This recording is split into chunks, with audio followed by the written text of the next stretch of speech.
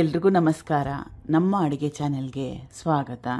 ಇವತ್ತಿನ ವಿಶೇಷ ಗರ್ಗರಿಯಾಗಿರೋ ಅಂಥ ಅವಲಕ್ಕಿ ದೋಸೆ, ಅಥವಾ ಇದನ್ನು ಅವಲಕ್ಕಿ ದೋಸೆ ಅಂತ ನಿಮಗೆ ಕರೆಯೋಕ್ಕೆ ಇಷ್ಟ ಇಲ್ಲ ಅಂದರೆ ಕಡಲೆ ಹಿಟ್ಟಿನ ದೋಸೆ ಅಂತ ಕರೆದ್ರೂ ಕೂಡ ತಪ್ಪಾಗಲ್ಲ. 10 ನಿಮಿಷದಲ್ಲಿ ಮಾಡ್ಕೋಬೋದು. ಟ್ರೈ ಮಾಡಿ ನೋಡಿ.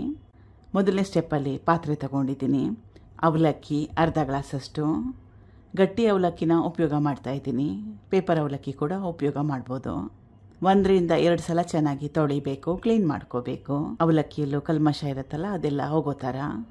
ಅವಲಕ್ಕಿನ ತೊಳೆದಿದ್ದಾಗಿದೆ. ತೊಳೆದಿರೋ ನೀರನ್ನ ಸಂಪೂರ್ಣವಾಗಿ ತೆಗೆದ್ಬಿಟ್ಟಿದ್ದೀನಿ. 2 ಟೇಬಲ್ ಸ್ಪೂನಷ್ಟು ಹುಳಿ ಮೊಸರು ಹಾಕೊಂಡ್ಮೇಲೆ ಚೆನ್ನಾಗಿ ಕಲಿಸ್ಕೋಬೇಕು. ಅರ್ಧ ಗ್ಲಾಸಷ್ಟು ನೀರನ್ನ ಸೇರಿಸ್ಕೊತಾ ಇದ್ದೀನಿ. ಕನ್ಸಿಸ್ಟೆನ್ಸಿ ತುಂಬಾ ಜಾಸ್ತಿ ಗಟ್ಟಿ ಇದೆ. ಅವಲಕ್ಕಿ ಕೂಡ ಚೆನ್ನಾಗಿ ನೆನಿಬೇಕು. ಅದಕ್ಕೋಸ್ಕರ ಇದನ್ನು ಸುಮಾರು ಒಂದು 10 ನಿಮಿಷ ರೆಸ್ಟ್ ಮಾಡಕ್ಕೆ ಬಿಡಬೇಕು, ನೆನೆಯಕ್ಕೆ ಬಿಡಬೇಕು. ಅವಲಕ್ಕಿ ಮೆತ್ತಗಾಗಬೇಕು. 10 ನಿಮಿಷ ಆದಮೇಲೆ ಅವಲಕ್ಕಿ ಚೆನ್ನಾಗಿ ನೆಂದಿದೆ, ಮೆತ್ತಗಾಗಿದೆ, ಗಟ್ಟಿ ಕೂಡ ಬಂದಿದೆ. ತೇವಾಂಶ ಎಲ್ಲ ಚೆನ್ನಾಗಿ ಹೀರಿದೆ. ಇದನ್ನು ರುಬ್ಕೋಬೇಕು. ಮಿಕ್ಸಿ ಜಾರ್ ತಗೊಂಡಿದ್ದೀನಿ. 1 ಗ್ಲಾಸಷ್ಟು ಕಡಲೆ ಹಿಟ್ಟು, ಅರ್ಧ ಗ್ಲಾಸಷ್ಟು ಅವಲಕ್ಕಿನ ಉಪಯೋಗ ಮಾಡಿದ್ದೆ. 1/4 ಗ್ಲಾಸಷ್ಟು ಸಣ್ಣ ರವೆ ಅಥವಾ ಸುಮಾರು ಒಂದು 3 ಟೇಬಲ್ ಸ್ಪೂನಷ್ಟು, 3 ರಿಂದ 4 ಟೇಬಲ್ ಸ್ಪೂನಷ್ಟು. ರುಚಿಗೆ ತಕ್ಕಷ್ಟು ಉಪ್ಪು, ಎಣ್ಣೆ ಸುಮಾರು ಒಂದು 2 ಚಮಚದಷ್ಟು, ನೀರು ಅರ್ಧ ಗ್ಲಾಸಷ್ಟು.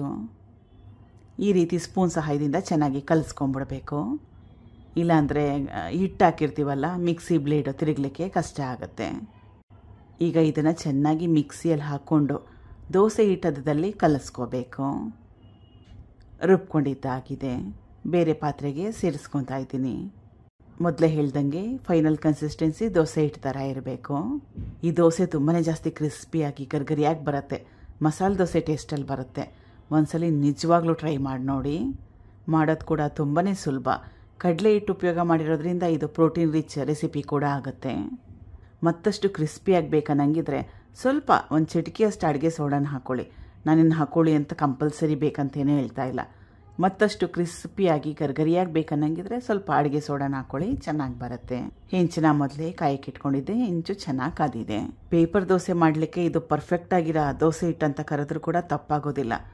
ಮೊದಲೇ ಹೇಳ್ದಂಗೆ ಒಂದ್ಸಲ ಟ್ರೈ ಮಾಡಿ ನೋಡಿ. ತುಂಬಾ ಕ್ರಿಸ್ಪಿಯಾಗಿ ಗರ್ಗರಿಯಾಗಿ ಬರುತ್ತೆ.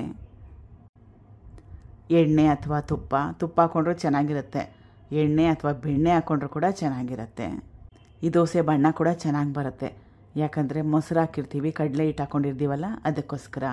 ಚೆನ್ನಾಗಿ ಬೆಂದಿದೆ. ಇವಾಗ ಕೆಂಪಾಗಿದೆ.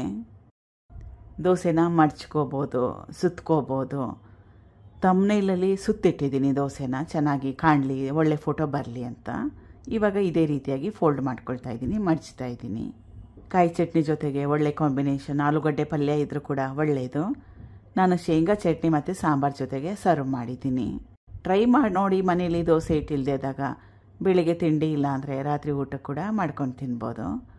Thank you for watching. ಧನ್ಯವಾದಗಳು.